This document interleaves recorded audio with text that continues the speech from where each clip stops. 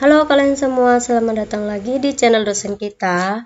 Kali ini kita akan membahas tentang pembahasan reading practice test 1. Nah, sebelumnya sudah ada video tentang contoh soal reading practice test pada TOEFL, dan itu teman-teman bisa dikerjakan. Dan hari ini kita akan membahas serta saya akan memberikan beberapa tips dan trik cara mencari jawaban yang benar pada bacaan. Nah, reading comprehension ini masuk dalam section 3. Section 3 ini terdiri dari 50 pertanyaan dalam waktu 55 menit. Nah, karena ini adalah bentuknya setiap ada bacaan itu akan menanyakan 10 pertanyaan. Jadi di sini ada 5 bacaan dan masing-masing bacaan itu terdiri dari 10 pertanyaan. Nah, karena ini 55 menit waktunya, kita alokasikan untuk menjawab setiap pertanyaan itu dalam 1 menit. Sedangkan 5 menit sisanya itu kita alokasikan untuk membaca reading passage-nya itu kita baca dalam 1 menit. Oke, langsung saja ke pertanyaan nomor 1 sampai 10. Nah, di sini teman-teman sudah ada passage pertama atau bacaan pertama, dan di sini ada beberapa list vocabulary atau kata-kata yang penting, kata-kata penting dari bacaan ini. Namun jika teman-teman kesulitan dalam menghafal atau tidak terlalu banyak kosakata yang dikuasai, itu tidak masalah, karena tidak hanya itu yang harus, memang itu yang terpenting, tapi ada beberapa hal lagi yang harus teman-teman kuasai, dan itu sudah saya jelaskan di tips dan trik tentang mengerjakan soal reading comprehension. Oke, untuk yang ini teman-teman, kuncinya pertama harus, karena ini saya kasih cuma mempunyai waktu 1 menit, itu terkadang untuk pemula itu tidak sempat membaca dan memahami dari bacaan ini.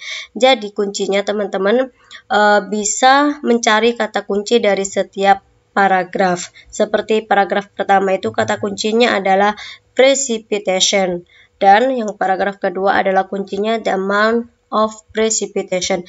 Jadi setelah melihat kata kunci dari setiap paragraf di sebuah bacaan, itu teman-teman langsung saja membaca semua pertanyaan. Jadi pertanyaan 1 sampai 10 itu langsung saja dibaca, kemudian dicari kata kuncinya, diingat-ingat saja kata kuncinya dari setiap soal itu, kemudian nanti baru cari lagi di bacaan ini. Oke, kita latihan dari nomor 1. What does this passage mainly discuss? Nah, jika ada pertanyaan mainly discuss ini, teman-teman bisa mencarinya di awal kalimat atau di akhir kalimat. Nah, jawaban yang benar adalah precipitation, karena ini sudah kita temukan di awal, maka passage ini atau bacaan ini menerangkan atau menjelaskan tentang precipitation atau curah hujan. Nah, untuk untuk paragraf yang kedua ini itu cuma menjelaskan paragraf yang pertama atau addition paragraf dari yang pertama. Oke, gampang sekali, ini tidak sampai 1 menit ya teman-teman kalau langsung dicari kata kunci, kalau kita langsung bisa melihat kata kuncinya. Soal nomor 2, which of the following is another word that is often used in place of precipitation? Nah, kata kuncinya adalah another word dari precipitation, itu kata kuncinya. Jadi kita langsung cari kata precipitation. Nah, ini jawabannya adalah C. Cara mencarinya yaitu kita cari kata precipitation. Nah, ini precipitation dan another word kan. Nah, ini commonly referred to as a rainfall. Jadi gampang banget nyarinya. Untuk pertanyaan yang ketiga, the term precipitation includes. Nah, jadi ini ada kata kuncinya lagi precipitation, dan teman-teman lihat pilihannya di sini. Langsung saja mencari katanya ini di bacaannya. Jawaban yang benar adalah B. Cara mencarinya yaitu sama seperti tadi, kita cari kata kuncinya yaitu precipitation, kemudian kata-kata ini. Nah, di sini ada blah blah blah is a measure of quantity of water in the form of either rain, hail, or snow. Jadi jawabannya adalah B. Walaupun teman-teman seumpama tidak bisa mengartikan ini, itu tidak masalah. Jadi memang bagus sekali kalau akan lebih cepat mengerjakan jika teman-teman banyak menguasai vocabulary, tapi juga skill-skill yang lain, maksudnya trik yang lain dalam mengerjakan reading comprehension itu juga perlu dicoba. Oke, pertanyaan yang keempat, what is the average annual rainfall in inch in the United States? Nah, kata kuncinya adalah average annual. Nah, jawaban yang benar adalah yang A. Cara mencarinya, kita langsung aja cari kata kunci ini di bacaan. Kita temukan di sini the average annual precipitation over the whole of the United States is 36 inch. Jadi langsung saja kata kuncinya dicari di bacaannya. Yang nomor 5. If a state has 40 inch of snow in a year, by how much does this increase the annual precipitation? Jawaban yang benar adalah yang B. Cara mencarinya yaitu kita di sini ada kata kunci 40 inch, jadi kita langsung cari saja di sini yang inch. Jadi inch ya, kata kuncinya adalah inch. Kita temukan di sini 10 inch of snow is equal to 1 inch. 10 sama dengan 1 inch. Jadi kalau 40 berarti dia sama dengan 4 inch.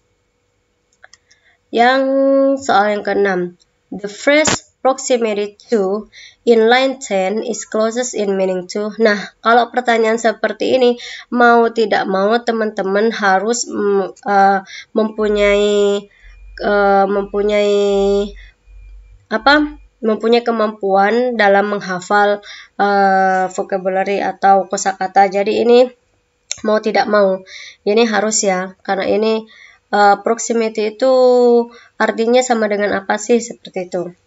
Nah, di sini jawaban yang benar adalah yang C. Kita lihat yang di line 10 itu proximity.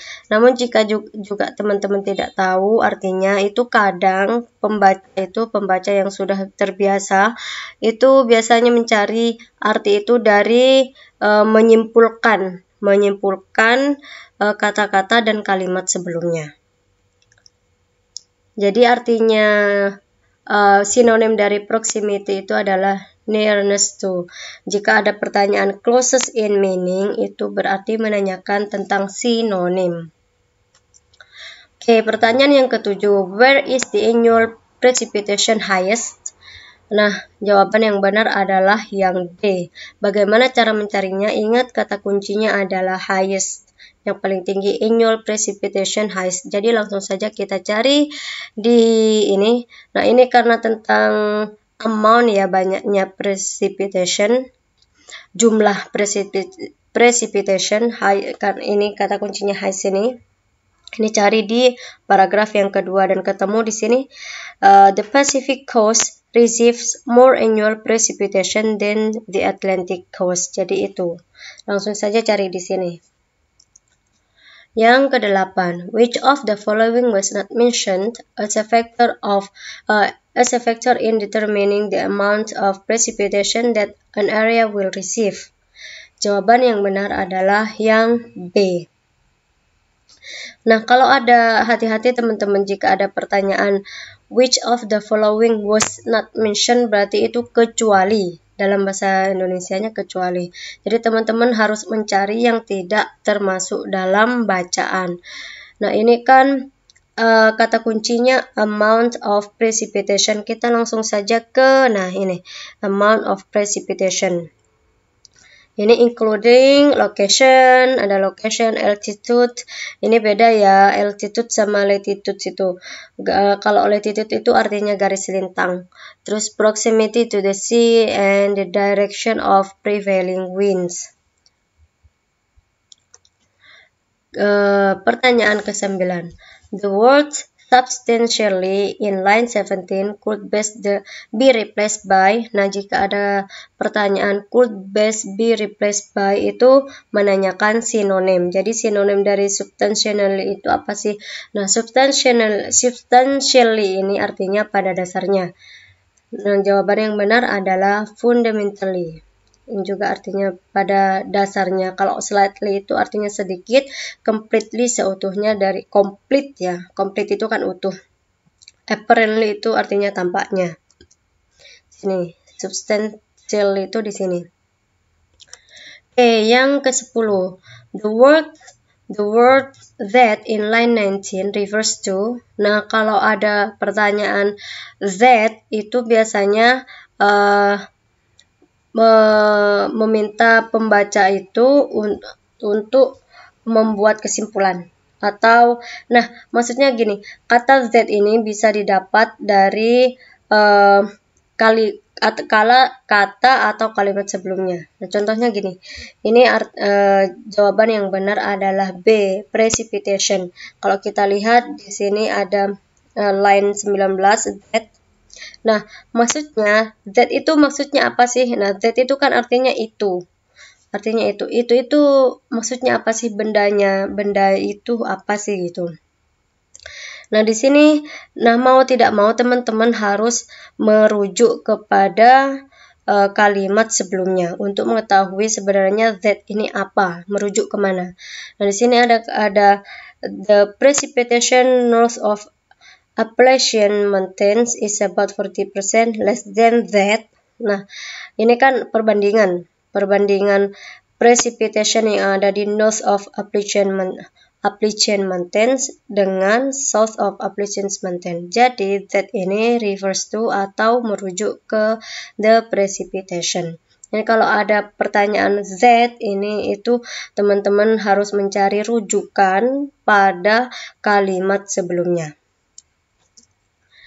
Nah, sekarang pertanyaan ke-11 dan sampai 20 itu merupakan bacaan baru. Nah, langsung saja teman-teman, tidak usah banyak membuang waktu karena ini cuma 1 menit. Langsung kita cari kata kunci di setiap paragraf. Oke, kata kunci pertama, kata kunci yang ada di paragraf pertama yaitu course numbers. Oke, sudah, segitu aja tidak apa-apa walaupun tidak sampai ke belakang. Course numbers are indication of which courses. Nah, kita sudah bisa membayangkan bacaan ini akan membahas tentang apa sih. Nah, karena ini sudah ada di sini, berarti kira-kira bacaan ini akan membahas tentang course numbers yang ada di mata kuliah ya. Ini mata kuliah. Yang kemudian kata kunci yang ada di paragraf kedua yaitu a full-time undergrad student is expected to take courses. Jadi bagaimana cara pengambilan mata kuliah. Kemudian untuk yang ketiga kata kuncinya adalah an overload. Jadi untuk pengambilan mata kuliah yang lebih. Sudah, ini tidak sampai semenit untuk mencari kata kunci. Setelah teman-teman melihat secara sekilas kata kunci di masing-masing paragraf, langsung teman-teman membaca pertanyaannya. Nah, kemudian semua pertanyaan ya, ini kan untuk pertanyaan 11 sampai 20, berarti langsung teman-teman secara sekilas membaca pertanyaan dari nomor 11 sampai 20, kemudian diingat-ingat atau dikasih tanda titik sedikit aja untuk setiap kata kunci yang ada di pertanyaan. Nah, jika sudah dilakukan, nah nanti untuk mengerjakan setiap pertanyaannya itu, teman-teman langsung kan bisa, kata kunci pertanyaan yang pertama ini ada di sini. Nah, seperti itu bisa cepat sekali. Oke, langsung untuk pertanyaan ke-11. Where would this passage most likely be found? Jawaban yang benar adalah B, in college catalog. Karena ini kata kuncinya kan course number, pastinya ada di in a college catalog. Ini kan mata kuliah ya. Nomor 12. What is the purpose of the passage? Jawaban yang benar yaitu to inform. Karena kenapa ini mendeskripsikan dan memberikan informasi. Jadi to inform. Kalau to persuade itu untuk mengajak, to criticize itu untuk mengkritisi, dan to apologize itu untuk meminta maaf. Ini yang ketiga tidak tepat. Karena passage ini atau bacaan ini ingin menginformasikan kepada mahasiswanya. Oke. Nah, ciri-cirinya passage atau bacaan yang menginformasikan ini biasanya dideskripsikan di depan itu, dideskripsikan. Course numbers are an indication of bla bla bla bla. A full-time and graduate student is expected to take courses. Nah, kalimat ini kan dia memberikan informasi. Kemudian ini an overload that is more than the maximum number of hours. Nah, ini juga memberikan informasi. Oke, ke-13. The words prerequisites in line 4 is closest in meaning to. Nah, ini teman-teman mau tidak mau harus mengetahui apa sih arti dari prerequisites. Nah, prerequisites itu artinya prasyarat. Jawaban yang benar adalah yang A. Jika teman-teman itu seumpama tidak mengetahui arti dari masing-masing pilihan ini gampang ya. Kalau pre itu kan artinya sebelum. Nah, di sini kita bisa lihat course required before enrolling, karena ini prasyarat ya. Jadi sebelum. Jika ada kata-kata pre berarti itu sebelum. Ini prerequisites yang ada di line 4. Oke, pertanyaan ke-14. The word those in line 6 refers to. Nah, ini seperti pertanyaan ke-10 dari passage yang pertama. Ini teman-teman harus merujuk kepada kalimat sebelumnya. Jadi jawaban yang benar adalah yang B. Caranya bagaimana mencarinya? Oke, kita langsung ke line ke-6, those. Nah, karena ini harus merujuk ke kalimat sebelumnya, kita harus membaca langsung ke kalimat sebelumnya. Certain graduate courses, generally those devoted. Nah, ini sudah jelas ya. Those berarti langsung ke certain graduate courses. Jadi merujuknya ke situ. Yang pertanyaan ke-15. Which classification of students would be eligible to enroll in mechanical engineering 850? Nah, jawaban yang benar adalah A. Ingat kata kuncinya, langsung kita ke kodenya ini. Ke kodenya 850. Kita langsung mencari kata kunci 800. Nah, jika dia mau mengambil mata kuliah berkode 850. Nah, ini kan 800, 800 or above are open only to graduate students. Jadi cuma boleh untuk graduate student. Gampang banget mencarinya ya. Yang penting teman-teman harus tahu kata kuncinya. Yang pertanyaan 16. If an undergraduate student uses the number 520 to register for an accounting course, what number would a graduate students probably use to register for the same course? Nah, ini jawaban yang benar adalah Kenapa? Ini kata kuncinya adalah 520. Nah, jika undergraduate atau mahasiswa S1 itu pakai kode 520, maka untuk yang mahasiswa S2 atau S3 pakai kode berapa? Nah, langsung kita ke kata kunci. Nah, ini kan 520. Jadi ini ada angka 500. Langsung saja menuju ke sini ya, teman-teman. Courses designed for students seeking a professional degree carry a 500 number for undergraduate students and a 700 number for graduate students. Jadi jelas banget di sini kalau S1 itu kodenya 500 ke atas, kalau yang S2 atau S3 itu 700. Jadi yang benar adalah 720. Pertanyaan ke-17. How is a student who registers for 8 credit hours classified? Jawaban yang benar adalah yang C. Nah, kita cari kata kuncinya. Kata kuncinya yaitu 8 credit. Jadi 8 SKS. Nah, langsung ke 8 SKS ya. Ini kan tentang SKS yang paragraf yang kedua ini. A full-time undergraduate student is expected to take course that total 12 or 18 credit hours. Jadi kalau untuk undergraduate itu totalnya 12 sampai 18 SKS. A full-time graduate student is expected to take courses that total 10 to 16 credit hours. Kalau S2, S3 itu 10 sampai 16 SKS. Nah, students holding assistantships are expected to enroll for proportionately fewer hours, ini tidak dijelaskan berapa SKS-nya. Nah, selanjutnya, part-time graduate students may register for a minimum of 3 credit hours. Jadi minimum itu 3 SKS. Nah, kalau 8 SKS berarti dia masuk ke part-time student. Ini undergraduate itu 12 to 18, terus S2 itu 10 to 16. Oke, pertanyaan yang ke-18. Which of the following courses would not be included in the list of courses for graduation? Jadi jawaban yang benar adalah yang A. Nah, kata kuncinya yaitu would not ya. Kalau ada pertanyaan yang mengandung would not, itu berarti kecuali. Jadi teman-teman harus mencari dari pilihan mana yang di sini yang bukan ya. Kemudian which of the following courses would not be included, yang tidak diikutkan in the list of course for graduation untuk prasyarat kelulusan. Jadi yang mana? Kita kata kuncinya yaitu graduation. Jadi langsung saja kita cari graduation. Nah, ini kan ada complete graduation requirements. Berarti kita langsung ke di sini ke kalimat sebelumnya. If students elect to take a special interest course, it will not count toward the number of hours needed to complete graduation requirements. Nah, ini belum menjelaskan. Jadi ke sebelumnya lagi, kalimat sebelumnya lagi. Courses numbered 99 or below are special interest courses that do not carry academic credit. Jadi untuk mata kuliah yang berkode 99 itu diambil oleh mahasiswa ya special interest.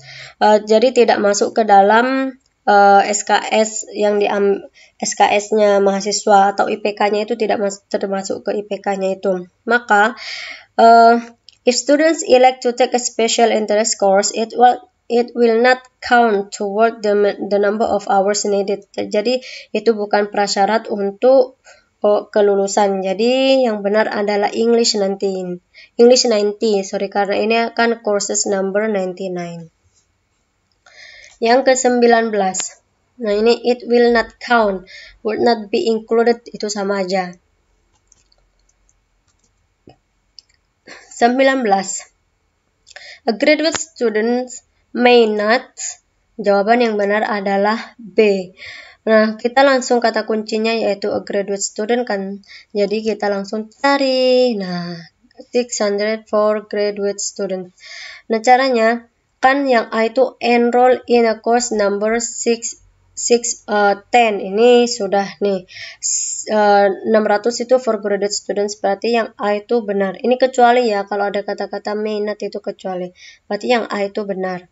Terus yang kedua, register for course if he has an assistantship. Ini students holding assistantship, ini benar juga. Enroll in introductory course, ya jelas lah ini, karena introductory course itu kan untuk mahasiswa baru. Jadi kalau graduate student itu pasti dapat introductory. Berarti yang D benar.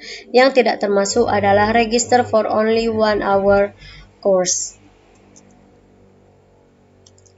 Oke, yang ke-20. The phrase under any circumstances in line 18 is closest in meaning to. Jadi ini mau tidak mau teman-teman harus tahu artinya. Arti dari under any circumstances itu adalah dalam keadaan apapun. Nah, jawaban yang benar adalah yang C. Kalau without cause itu tanpa sebab, without itu tanpa ya, without permission tanpa izin, without a good reason itu tanpa alasan yang tepat. Jadi jawaban yang benar adalah without expectation, yang artinya tanpa pengecualian, Ini ya, under any circumstances. Oke, sekarang kita masuk ke bacaan yang ketiga, yaitu pertanyaan ke-21 sampai ke-30.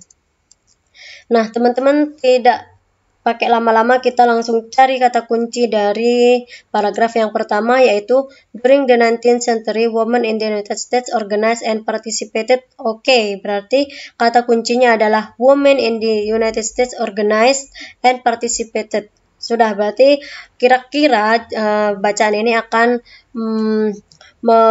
menjelaskan tentang partisipasi seorang wanita pada masa ini 19th century ini.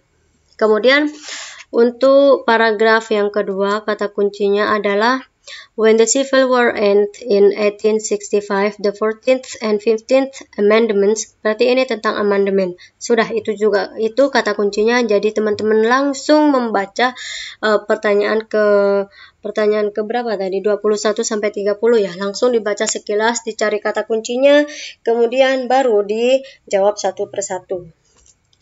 Oke, yang pertanyaan 21.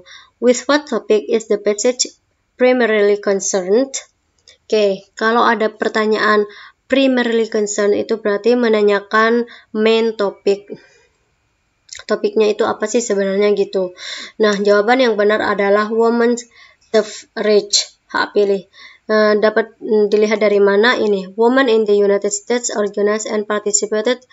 Ini kalau seumpama teman-teman ada pertanyaan yang menanyakan tentang main topic, itu kan harusnya bisa ditemukan di dua tempat. Yang pertama bisa ditemukan di awal kalimat, dan yang kedua bisa ditemukan di akhir kalimat. Nah, kalau yang bentuk ini yang awal kalimat ini di paragraf pertama itu cuma menjelaskan tentang partisipasi wanita. Nah, yang di terakhir ini baru ditemukan bahwa passage ini, bacaan ini menjelaskan tentang women's suffrage. Women's suffrage itu artinya hak pilih wanita, hak pilih perempuan. Oke, yang nomor 22. The word band in line 3 most nearly means to. Jadi ini mau tidak mau teman-teman harus mengerti arti dari band itu apa. Nah, band itu artinya larangan. Jadi jawaban yang benar adalah prohibit. Jadi melarang. Prohibit itu bisa melarang dan larangan. Kalau encourage itu artinya meyakinkan. Yang publish itu menerbitkan. Kalau limit itu membatasi. Ini ya di band ya, kata di line 3, di baris ketiga. Oke, yang ke nomor 23 masih tentang vocabulary. The words supported in line 5 could best be replaced by. Jadi kalau ada pertanyaan be replaced by itu menanyakan sinonim. Jadi jawaban yang benar yaitu promoted. Nah, di sini who supported artinya mendukung. Nah, promote itu juga artinya mendukung. Kalau disregard itu tidak peduli. Kalau acknowledge itu mengakui. Kalau contested itu melombakan. Oke, langsung ke nomor 24. According to the passage, why did women become active in politics? Jawaban yang benar adalah A. Nah, kata kuncinya yaitu women become active in politics dan why. Jadi, kita langsung ke mencari di sini. They become involved. Involved itu ikut serta ya. They become involved primarily in order to better their living conditions and conditions of others. Jadi, to improve the conditions of life that existed at the time. Nah, kadang di pertanyaan itu, walaupun kita sudah menemukan kata kuncinya di kata kunci dalam pertanyaan itu, kita kadang tidak menemukan kata kunci yang sama di bacaan. Nah, kalau ada kasus seperti itu teman-teman langkah selanjutnya bisa membaca setiap bacaan ini, setiap pilihan ini. Kira-kira di pilihan ini ada tidak yang tercantum dalam bacaan. Nah, yang ini langsung yang A, yaitu improve the condition of life. Ini kan sudah dijelaskan. Primarily in order to better their living. Nah, itu. Jadi jangan stuck di satu langkah. Kalau saat langkah pertama tidak berjalan dengan lancar, langsung ke langkah kedua seperti itu, dan seterusnya. Yang ke-25, the words primarily in line 9 is closest in meaning to. Jadi kalau ada kata closest in meaning berarti itu menanyakan sinonim. Nah, ini mau tidak mau para peserta harus mengetahui arti dari primarily itu apa. Jawaban yang benar adalah above all. Above all itu artinya juga terutama. Kalau somewhat itu artinya lumayan, finally artinya akhirnya, always itu artinya selalu. Nah, ini di line ke-9. Oke, pertanyaan ke-26. What had occurred shortly after the Civil War? Jawaban yang benar adalah D. Kata kunci dari pertanyaan ini adalah Civil War. Langsung kita nah di sini kebetulan kata kuncinya ada ya di bacaannya. Jadi Civil War. When the Civil War end in 1865, what happens? Jadi apa yang terjadi? Nah, ini dia yang terjadi. Granted citizenship and suffrage to black. Jadi black people were granted the right to vote. Suffrage itu hak pilih ya. Ini right to vote itu hak untuk memilih. Yang ke-27, the word suffrage in line 12 could best be replaced by which of the following. Jadi ini jika ada kata-kata be replaced by itu juga sinonim. Jadi teman-teman harus tahu arti suffrage itu apa. Suffrage itu artinya hak pilih, jadi yang benar adalah the right to vote. Kalau pain itu artinya sakit, kemudian kalau citizenship itu artinya kewarganegaraan, kalau freedom for bondage itu pembebasan dari perbudakan. Nah, ini yang ditanyakan suffrage. Yang ke-28, what does the 19th Amendment guarantee? Jawaban yang benar adalah yang C. Kata kunci dari pertanyaan ini adalah 19th Amendment Guarantee. Jadi langsung kita cari kata kunci itu di bacaan. Nah, ini ada when the 19th Amendment granted women the right to vote. Jadi voting rights for women. Nomor ke-29. The word it in line 16 refers to. Sorry ya, banyak suara motor karena ini rumahnya di pinggir jalan. Jadi harap maklum. Nah, kalau tadi kan yang ditanyakan rujukannya itu ada Z, terus biasanya itu ya those, this, Z itu. Nah, kalau yang ini it, bisa juga she, he, it itu ditanyakan juga. Nah, rujukannya itu kemana? Nah, kalau yang ini jawabannya yaitu A. Cara mencarinya bagaimana? Langsung kita ke line 16. It. Nah, cara mencari rujukan itu teman-teman harus membaca kalimat sebelumnya. Jadi, a woman's suffrage bill had been presented to every Congress since 1878. Nah, yang benar adalah it itu refers to atau merujuk ke bill. Yang ke-30. When were women allowed to vote throughout the United States? Jawaban yang benar adalah yang D. Kata kunci dari pertanyaan ini adalah allowed to vote. Nah, ini after 1920 ya, failed to pass. Nah, ini a woman's suffrage bill had been presented to every Congress since 1878, but it continually failed to pass until 1920. Jadi sampai 1920. Nah, setelahnya itu baru woman get their right to vote. Jadi wanita itu sudah dapat hak untuk memilihnya setelah tahun 1920. Oke, teman-teman, langsung ke bacaan selanjutnya. Dan ini pertanyaan ke-30 sampai ke-40. Pertanyaan selanjutnya, langsung saja, kita tidak bisa membuang waktu, kita cari kata kunci dari setiap paragraf pada bacaan ini. Oke, paragraf yang pertama kata kuncinya adalah fertilizer. Fertilizer is any substance that can be added to the cell to provide chemical elements. Jadi itu kata kuncinya. Terus kalau nggak mau panjang sampai ke situ tidak apa-apa, langsung kata kuncinya fertilizer. Terus kata kunci dari paragraf yang kedua yaitu a complete fertilizer. Kata kunci dari paragraf ketiga yaitu synthetic fertilizers. Kata kunci keempat yaitu fertilizer have no harmful effect. Jadi ini tentang efeknya. Nah, ini tidak sampai mencari kata kunci seperti ini, tidak sampai 1 menit. Langsung setelah mencari kata kunci secara sekilas, teman-teman harus membaca semua pertanyaannya. Nah, setiap pertanyaan dicari kata kuncinya dan diberi tanda titik, karena kalau di TOEFL itu tidak boleh mencoret-coret, jadi dikasih titik aja sedikit kata kunci setiap pertanyaan. Nah, baru setelah itu kita menjawab pertanyaannya satu persatu. Oke, yang pertanyaan ke-31. With which of the following topics is the passage primarily concerned? Jadi, jika ada pertanyaan seperti ini, itu menanyakan tentang main topic. Nah, main topic seperti saya katakan tadi, itu bisa ditemukan di kalimat pertama atau kalimat terakhir. Jadi, jawaban yang benar adalah D. Kita mencarinya yaitu fertilizer ya.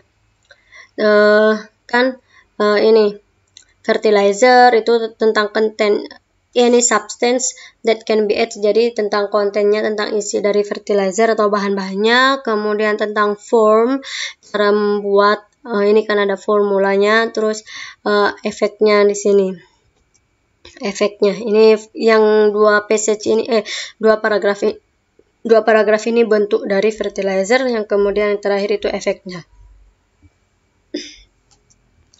Oke, pertanyaan ke-31 menanyakan tentang vocabulary atau sinonim. The word essential in line 2 could best be replaced by which of the following? Seperti dikatakan tadi, kalau be replaced itu menanyakan sinonim. Jadi, sinonim dari essential yang artinya perlu sekali adalah yang D, required. Kalau limited itu terbatas, limited edition itu berarti edisi terbatas. Preferred berarti lebih menyukai. Anticipated berarti mengantisipasi. Line kedua, essential. Kemudian yang ke-33, in the formula 364. Nah, ini maksudnya formula dengan kode 364 itu apa sih artinya? Nah, jawaban yang benar adalah yang D. Kita langsung lihat kata kuncinya 364 ke sini. Nah, a complete fertilizer is usually marked with a formula consisting of 3 numbers, such as 4, 8, 2, or 6, 364, which designates the percentage content of nitrogen. Yang pertama itu nomor yang pertama itu artinya kandungan nitrogennya, terus phosphoric acid, terus kandungan fosfornya untuk nomor yang kedua, dan potash.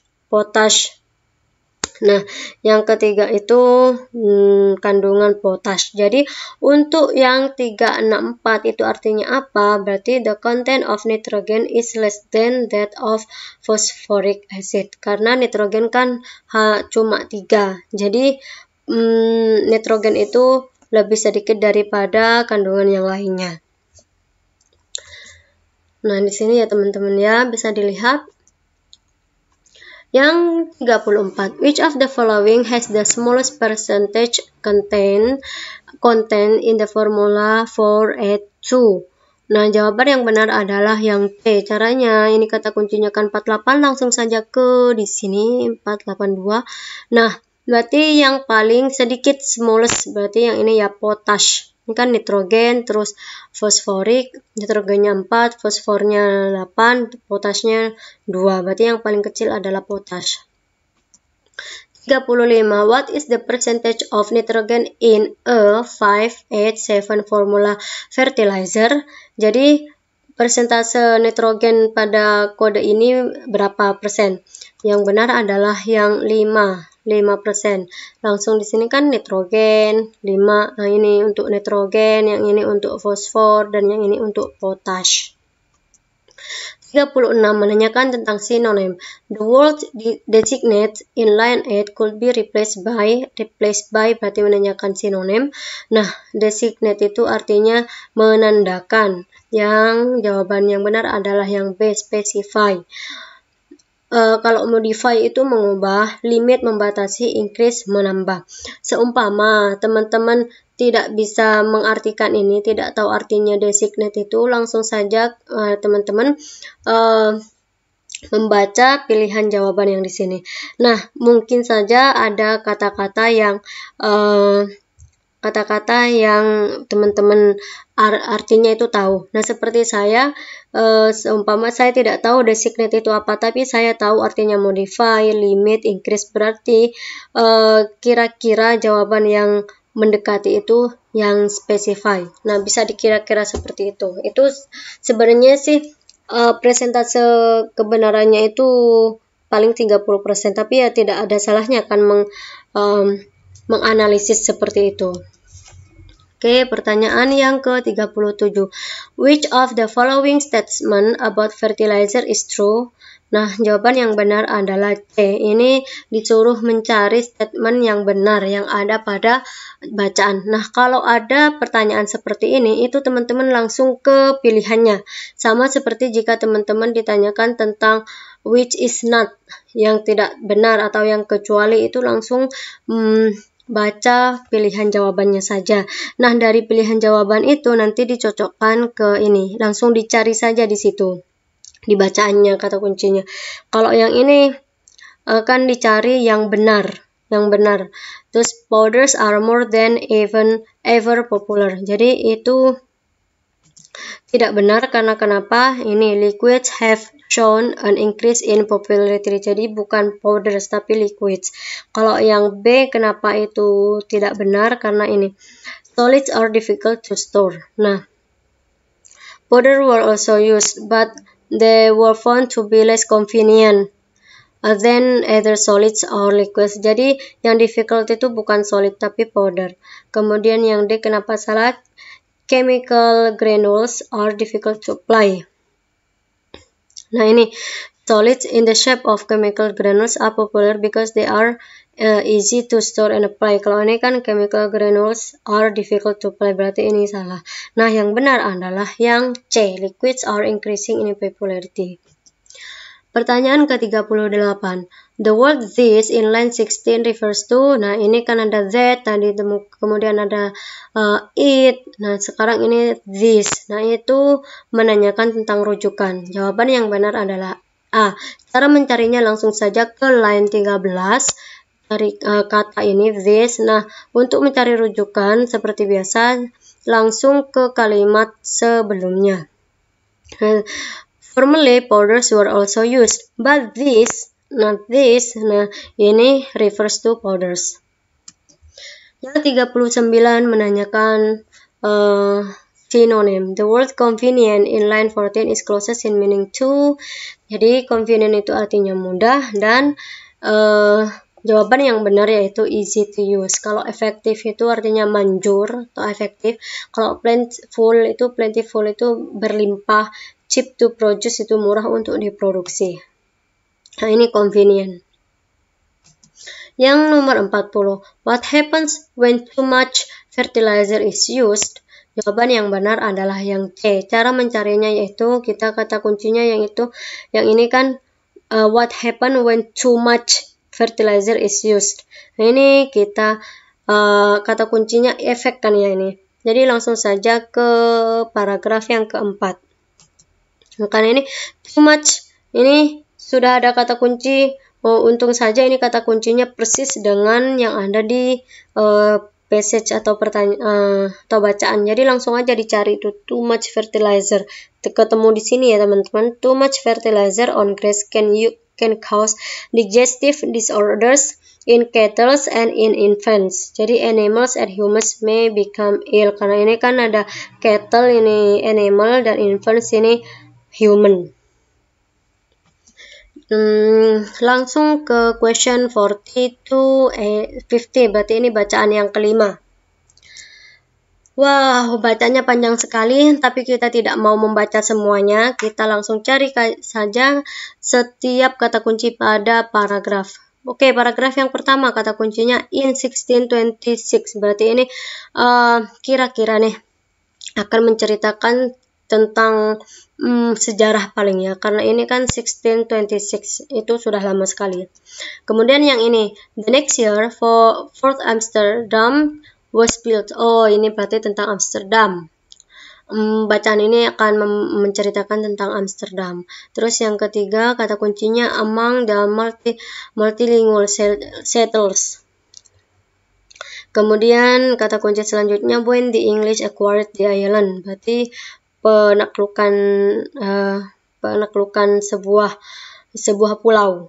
Kemudian yang terakhir, during 1690s New York become bla bla bla. Nah, setelah melihat kata kunci ini, teman-teman langsung membaca pertanyaan yang ke-10 itu dan diberi tanda titik saja kecil di setiap masing-masing pertanyaan. Kemudian baru dicari jawabannya satu persatu. Oke, pertanyaan yang ke-41, which of the following would be the best title for this passage? Berarti kalau ada pertanyaan seperti itu menanyakan main topic. Jadi jawaban yang benar adalah A History of New York. Ketemunya dari mana? Dari sini. New Amsterdam was renamed New York. Jadi ini. Kan ini yang pertama, ini menceritakan tentang Amsterdam. Kemudian akhirnya Amsterdam itu namanya diubah menjadi New York. Jadi intinya ini sejarah tentang New York City. Kalau ini kan sudah account of the Dutch colonies, itu tidak ada di sini. Biography of Peter Minuit. Kalau tentang Peter Minuit itu harusnya di sini juga ada Peter Minuit gitu. Kalau the first capital of the United States itu di sini pertama saja sudah tidak dijelaskan tentang itu. Oke. Nah, ini juga ada kata kuncinya ya. New York become. Yang ke-42. What did the Indians receive in exchange for their island? Jawaban yang benar yaitu goods and supplies. Nah, kata kuncinya yaitu Indian receive. Langsung saja cari. Nah, ini. Currency Indian chiefs for the purchase of Manhattan Islands for merchandise. Nah, artinya merchandise itu barang-barang dagangan. Jadi,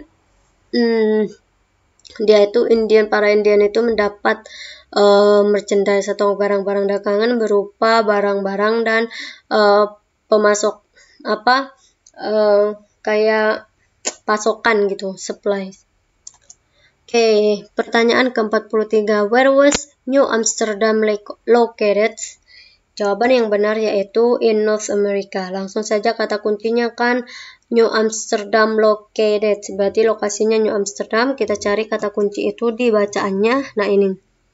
The settlement become the most heterogeneous of the North American colonies. Berarti Amsterdam itu ada di North America. Ini kan in the next year, Fort Amsterdam was built by the company at the extreme southern tip, bla bla bla bla. Jadi akhirnya ke sini.